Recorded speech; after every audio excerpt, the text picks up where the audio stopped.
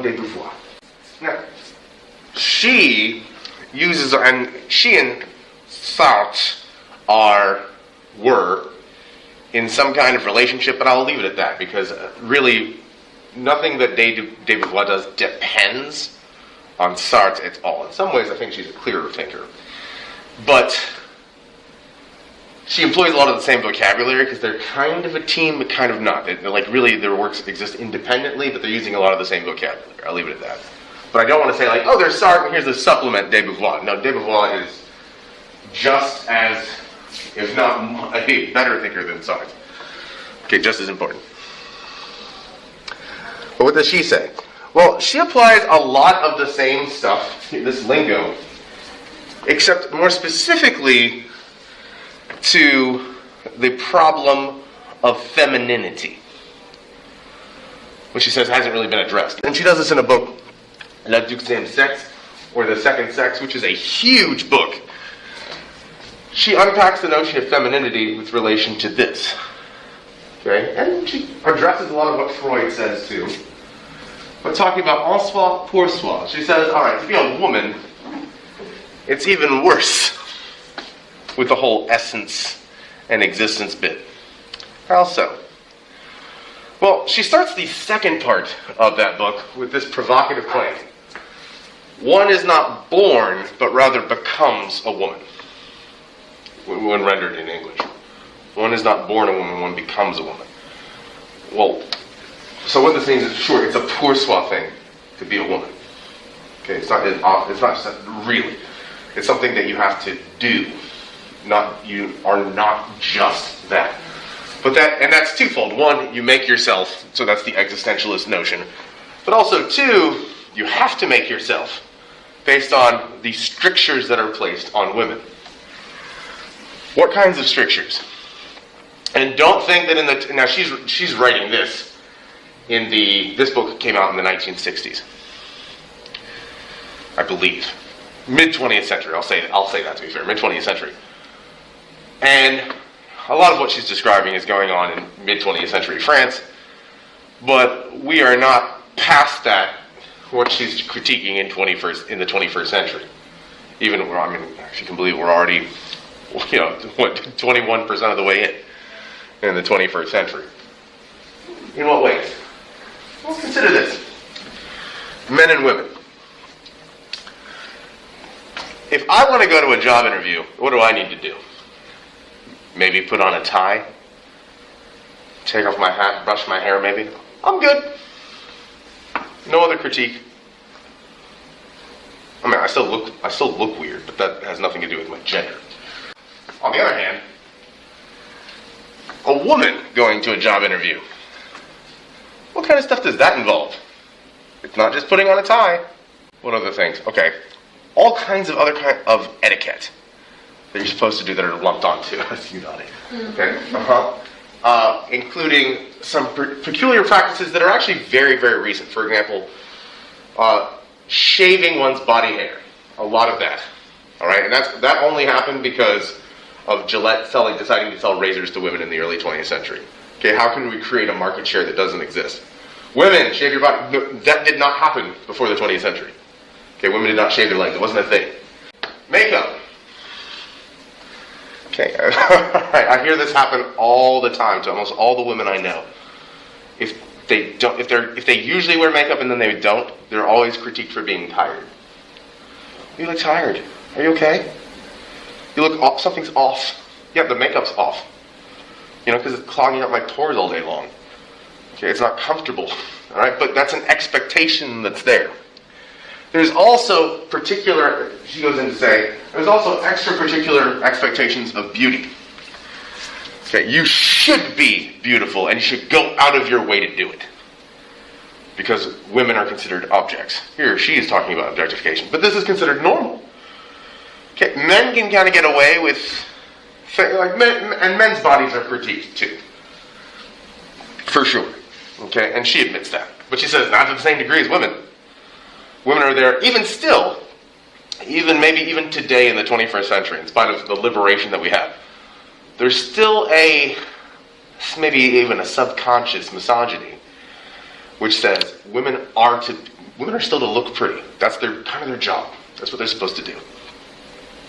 And all you got to do is look at just, even now, 2021, you can go to any grocery store and just look at a magazine rack. What do you see? Women, and sometimes there's a couple of men too, but women portrayed as being very attractive. And we know the airbrushing done to make it look even more enhanced, right? Because the presentation is really, really important. And sometimes it's on magazines that don't make sense. Why is this woman looking sultry and good housekeeping? I don't know. Is that a TV guide? What's going on here? Right? Because that's the presentation. That's what the expectations are. That's the way one is supposed to look. And even to this day, even still, every time I hear something about something that makes undergarments or does like swimwear, and they come like Victoria's Secret, let's say for example, and they're like, oh, they just got a plus size model, and the plus size model is like a size 3. Second of all, just as an aside, women's sizes make no sense. Okay, and they're different in every store. I know this for all the women that I bought things for. Okay, why? Okay, men's pants have all kinds of dimensions to them. Okay, looks like a multiplication tower, right? But women's stuff, it's just one size. It's different from store to store. And why are there no pockets? Because women don't need to carry anything.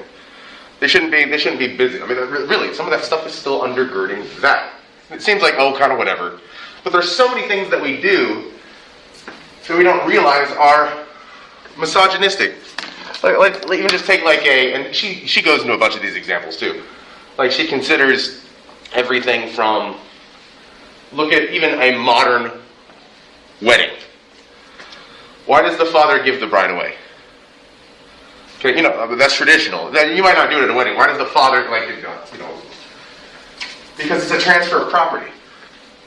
She was mine, now she's yours, groom. You're good. That's what it represents.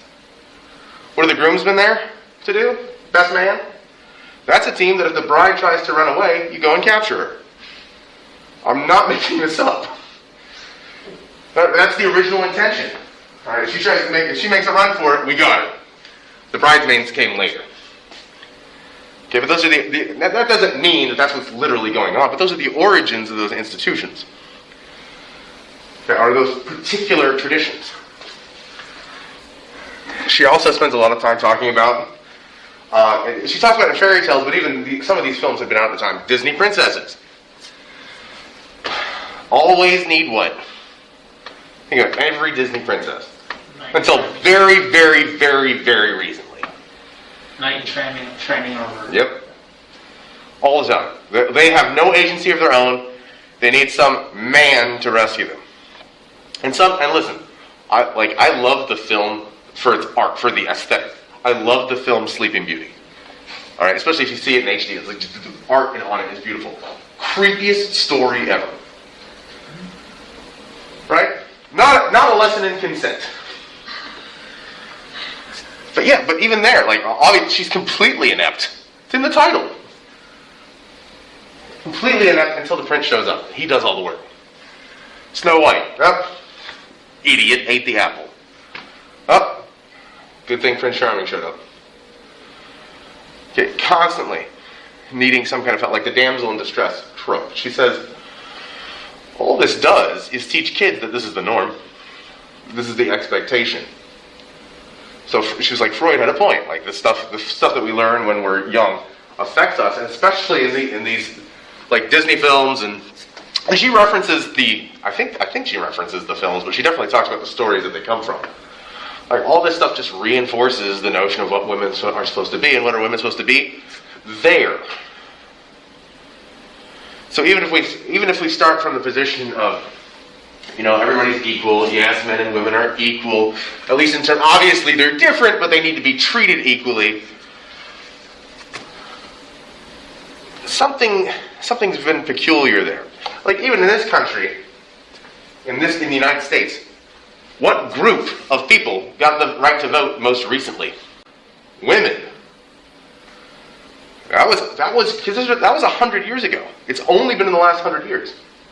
Hypothetically, former slaves, male slaves, had the right to vote in the 1860s. Again, hypothetically, because of Jim Crow, an application that often didn't happen. But at least hypothetically that was the case. And you can look at the 14th Amendment and say, oh, you know, everybody is going to be treated the same. Everybody, except, and women are citizens, they just can't vote. Until when? 1920s. It's only been 100 years. Why the afterthought? Women have been considered, well, they don't really quite count, do they? And sometimes because they can't count. There's been, that is to say, in the past, there's always been this notion that women are somehow intellectually inferior. Humanity, men, all right, mankind. There's just something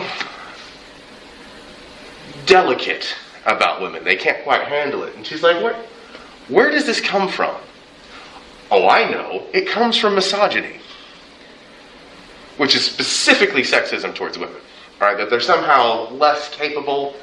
And just as you realize, too, someone today even, like your modern, contemporary, more liberally minded person might say, okay, no, we're all equal today. But stuff like, men are still stronger than women. Okay, physically, they're stronger, they're more capable in that regard. Maybe they can think the same stuff. Maybe they're just as smart, but men are still stronger than women. And she says, you know, you realize with technology, none of that matters. We can still work the same factory job now if we're pushing buttons. I don't need to use my muscles to do that.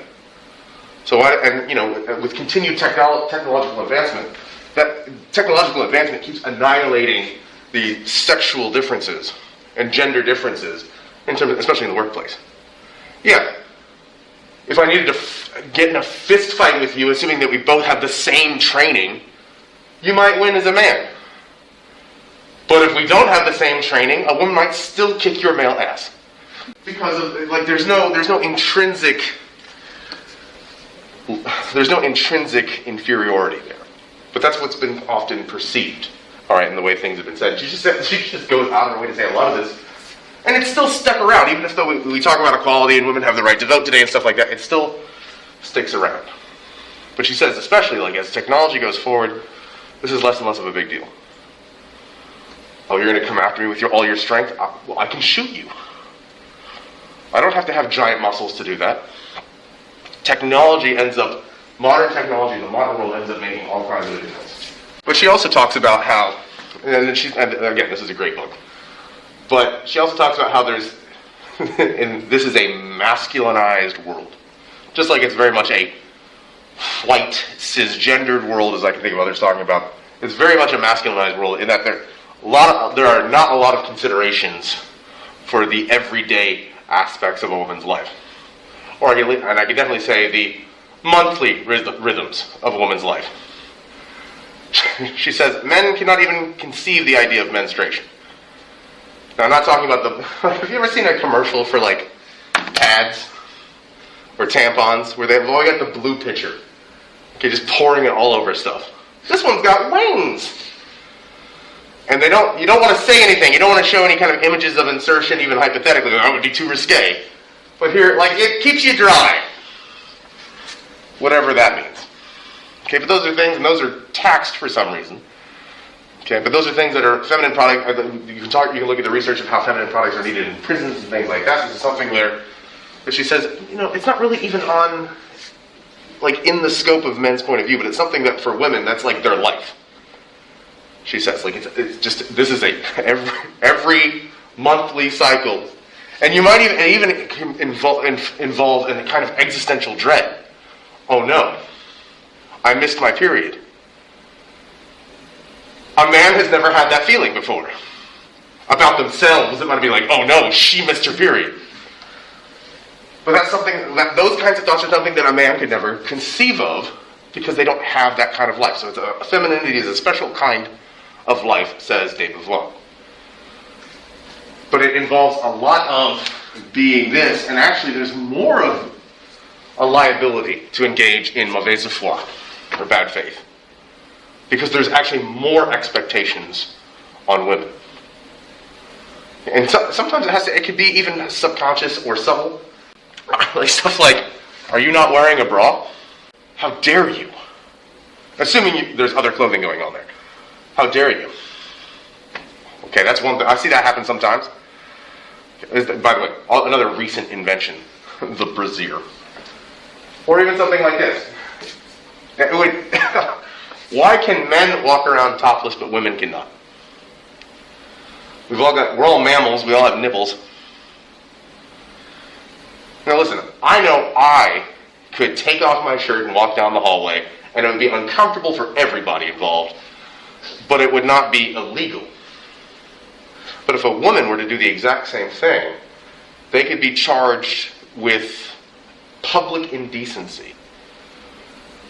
Despite the fact that, for all intents and purposes, the anatomy is the same. The mammary glands will probably be equal to or larger than mine. Why the difference? Well, just because. Women are to be a certain way. Women are supposed to have sort of a delicate dignity to them. She says, this is ridiculous. Stop it. And realize, too, you liberal male allies out there, too, you're doing the same thing. It's more subtle. Knock it off. Stop objectifying women. Even those of you who are saying, no, I'm all about equality, and you really think you are, don't treat women as en soi. Treat them as pour soi. And women yourselves, she would say. Realize the ways in which you've been told to be an object. To look pretty. And no, I like doing this stuff. That's fine. But if you continue to do things just because you like them, you end up perpetuating an infrastructure that keeps enabling mistreatment. So consider that. Says, define yourself, just like Sartre was saying, define yourself as a person. De Beauvoir says, define yourself as a woman.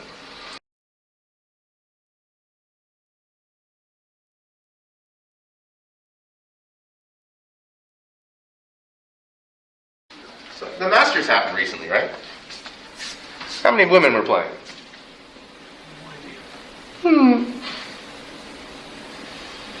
Were there women that wanted to play? Sure. Okay, so that kind of misogyny is still around. Even if people have admiration for things, it shows up in sports, even where there is like separate sports teams. Come here even. Come to this campus for a men's basketball game. Then come to a women's basketball game. Why is there a smaller crowd? And less funding. Look at the women's equipment. What? Well, because they're not as well, you don't want to say this, but it's not as important. Because they're not as important. Uh-oh. So there's little bits right there, like where it seems like, okay, everybody's equal now. Everybody can vote. But there's still these little things and little expectations that creep up everywhere that are still around. And she says, well, yeah, because anywhere where you can place a bar, there's some inherent indignity to women doing the same thing as men. At least that's the perception that she says is out there. Michel Foucault.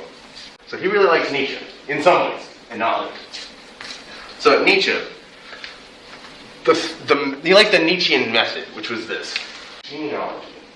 So, genealogy is like where you study who are my parents, who are their, how you figure out your ancestors. Genealogy not applied to people, like your Gregor Mendel, but applied to concepts. So it's kind of like what Kant was doing. So remember, Kant, what are the conditions that made this possible? But it's not just asking a transcendental question. What are the questions that made? What are the conditions that made this possible? It's a method of answering the question. We'll take a look at the concepts and trace them back. Like where did this concept come from? So what Nietzsche did that with the concepts of good and bad. And Nietzsche said if you go back far enough, the words good and bad mean the opposites. Like good used to mean like strength, power, do whatever you want, and bad meant weakness. Okay? Impotence, infertile, that kind of thing. And how did that flip? Christianity and Judaism basically flip that around. Okay? But Foucault likes that method. Let's trace that. And some of the things that he traces back, really his main thing, is the concept of things like, he traces the concept of mental illness. So he writes this book called Madness and Civilization. And he spends a lot of time talking about the concept of being mad, crazy, loony. And he says that idea, that notion has broadened and narrowed throughout history of like what that includes. But usually it's been a way for the most part to just write off people who think differently and give license for you to kind of do whatever you want with them. So in the past you had like a madhouse. What do you do with the crazy people? You throw them in the madhouse. Or you use it to blame stuff. Today it gets used as an excuse for all kinds of things. Oh, this person that committed the shooting, they must have been mentally ill in some kind of way. And sometimes it's things that don't even make sense or have been like disproven for decades. Oh, they had a chemical imbalance. That's not a thing, by the way. The chemical imbalance is where you didn't eat enough bananas. Okay, that has nothing to do with mental health. But people talk about, there's these chemicals in your brain, if they're out of whack, you do. That's not a thing. Sure. Stuff like, you don't have enough melatonin, you won't be able to fall asleep. You don't have enough serotonin, you won't feel very good. But there's not these notions of chemical imbalance. That's a myth that's been around at least the 1980s. But the concept of madness is something where usually, if we think of people as crazy, it's people that, ultimately, it's really just people that think differently. So people who have what you might call, like today we can talk about people being, the discourse here I like, people being neurodivergent or neurotypical. In the past, people who might have had kind of neural divergences would be thrown into some sort of mental facility. And this stuff used to be punished severely. So today, and I'm willing to accept that maybe it's been overdiagnosed sometimes. That's a possibility. I don't know about that. Let's say something like ADHD. Okay? That makes it, now I'll say this, I'm someone who has it. Okay, which is why I'm constantly having to rein myself in and have to look at my notes. Because I've trained myself. If I don't, I'm going to talk about whatever I think is interesting at the moment. It makes writing and grading very difficult. So I'm like, oh, this is very interesting. What are they talking about here? Let me go down that. Like, if I just narrated my own thoughts, it's just a series of random digressions. What about this thing? What about this thing? That's a very interesting board. Look at that line. That's where my mind goes. But I know other people don't think that way. But especially when I see it with children. So a child, you might tell them, okay, a child with it, you might say, pay attention. And they're paying attention, just not to the thing that you want them to pay attention to. Okay? And that behavior, more so in the past, used to get punished. You are obviously not doing what you're supposed to be doing. Well, yeah, because they can't. Not in that way. And they're probably getting more out of what's going on than you think. I'm someone who, like, some people, when they're listening to lectures, I used to have teachers that if someone was, like, doodling this thing, they're, like, drawing. I remember being in high school, and I had a science teacher that had a yardstick that would, like, bash, not the students, but, like, down really loudly. How dare you do this in my class? Some people listen better doodling. Some people take tests better listening to music. Well, that's fine by me. But we like to impose extra rules on the people that even just think. I don't mean even look differently. Just they're thinking differently and they don't conform to the same kinds of norms that we would expect. And Foucault says, yeah, because we really like this thing called power. So when he traces the notion of mental illness and madness back, really what it tenders into is power. Power in what sense? Well, this is something Nietzsche said too. Nietzsche said, whereas Schopenhauer had said, that everything basically has a will to live, a Wille zum Leben, everything wants to keep perpetuating itself. That's why we actually want to, we like preserving our own. We'd like to be immortal if we could, but we like just sticking around. Animals, that's why everything preserves its own life. Everything's trying to be. And Nietzsche said, no, everything's not trying to be. He said there's a Macht. Okay, a will to power. Everything that you do, says Nietzsche. Now Nietzsche's talking about this in terms of your individual consciousness. Everything you do is actually to benefit you. You might play it off humbly, like, no, I'm doing this because I want to.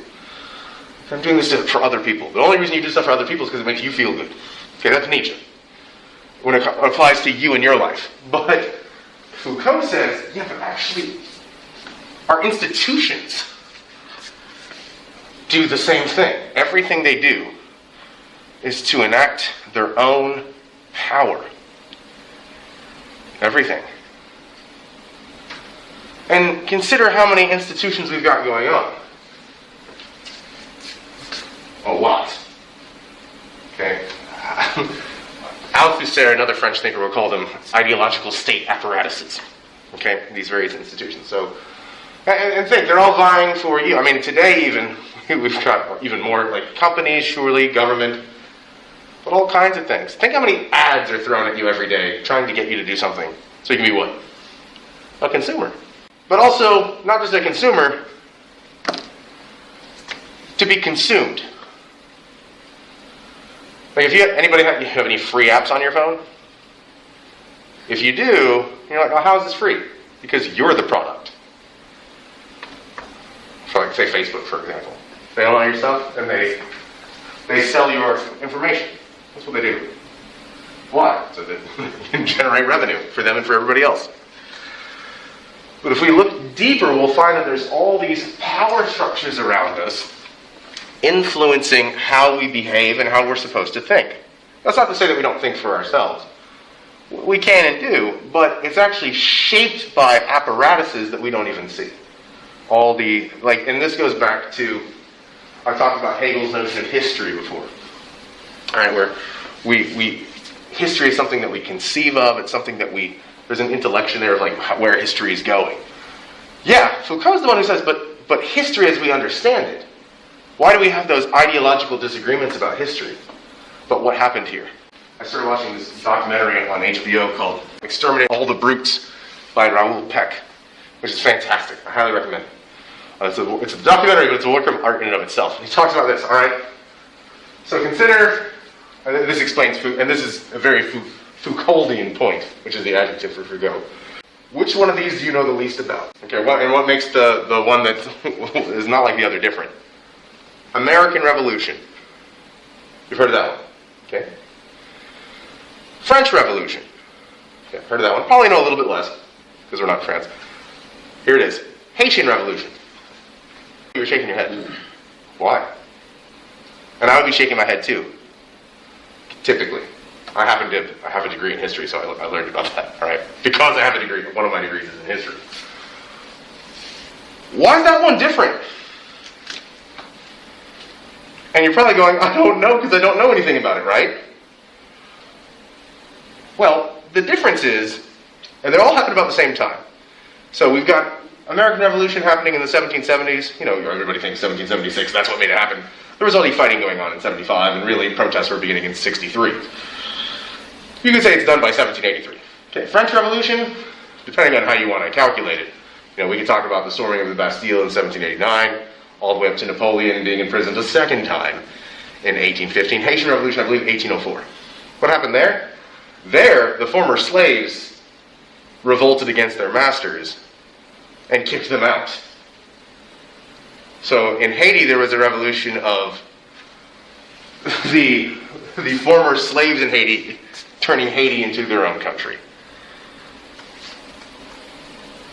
So why don't we hear about that one? Because of what I just said. It doesn't fit the narrative, so to speak. No.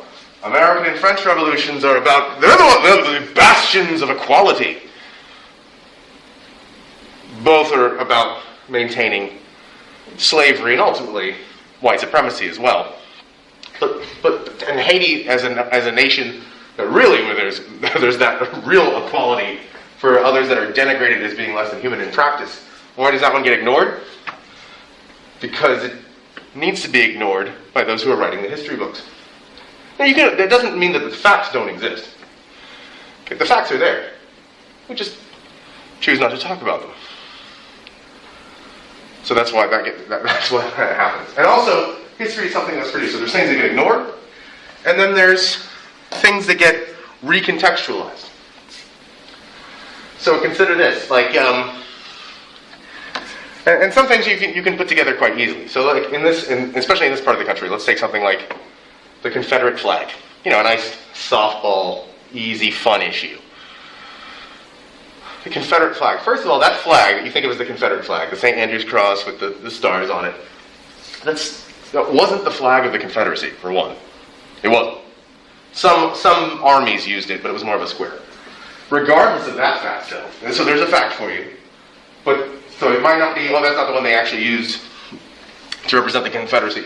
That's fine, that's great, that's well and good. There's its origins, and then there's what it signifies now. Why is there debate? Well, no, it means heritage, not hate. Okay. Is there a Confederate flag flying close now to the South Carolina State House? Yes. Go to Columbia, South Carolina. Now, it's often a little part on the side. It used to be on the building. All right, that's part of the heritage. When did it go on the building? Probably the 1900s. Yeah, and when you know when it went on the building, everything makes sense about it. It was in the early 1960s. Immigration? Hmm? Immigration? Yeah. So, oh no, it's meant to celebrate the 100 years since the Civil War. Sure. Okay. Directly in response to desegregation. Try that here. Up it goes. Now it's been moved, but it's still right there. And in fact, there's 2 waves of Confederate monuments going up in this country. 2 waves. One wave was a little bit after World War I, when a lot of those went up, because that's when the veterans from this, like the people who had been like little kids fighting, that's when most of the veterans started dying off. Right around World War I, 1920s. The second wave is in the 1960s, because of desegregation. Why now is there so much violence towards black people in this country, say by police, now? Why now? Because power. Because the institutions that exist came into being. Why did police exist in the first place? Because there are 2 cities they started in this country. San Francisco, New York. We include Boston in there too. What did the police exist to do? What was their first job? It wasn't solving crimes. It was to keep communities separated. Oh, you're Irish, get back in the Irish neighborhood. That was their job. There's an Italian sneaking into the English, out. That was their job. That kind of enforcement. So, of course, I'm not saying that's wholly what it is today either, but Foucault says, nevertheless, the origins of an institution stick. They persist. And so there's that kind of interpellation where you are kind of designated to be what you are and constituted by the powers that be. And this is similar to what de Beauvoir was saying with the notion of femininity. There's certain things that you have to do, and if you go against, you're going to be treated harshly as going against the grain.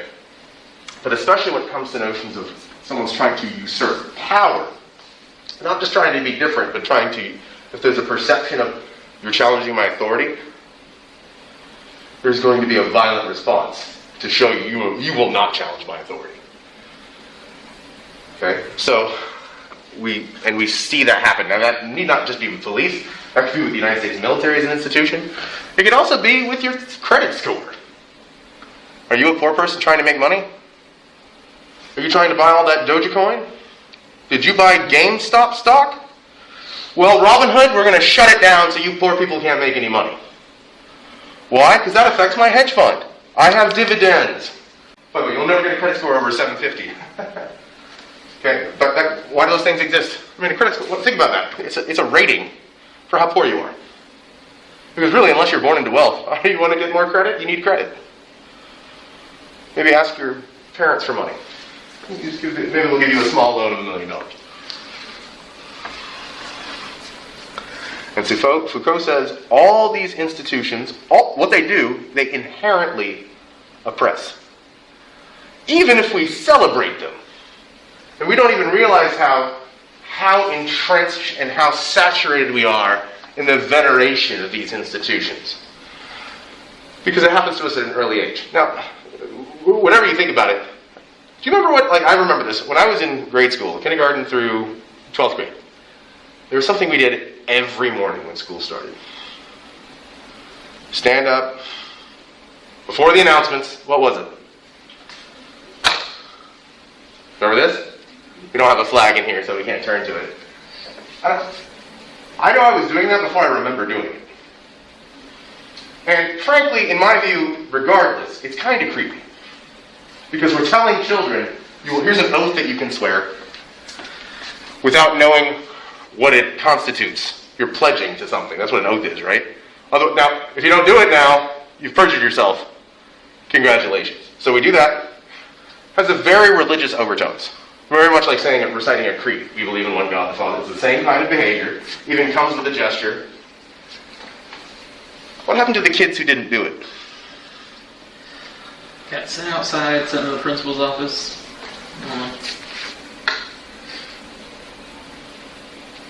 Obey.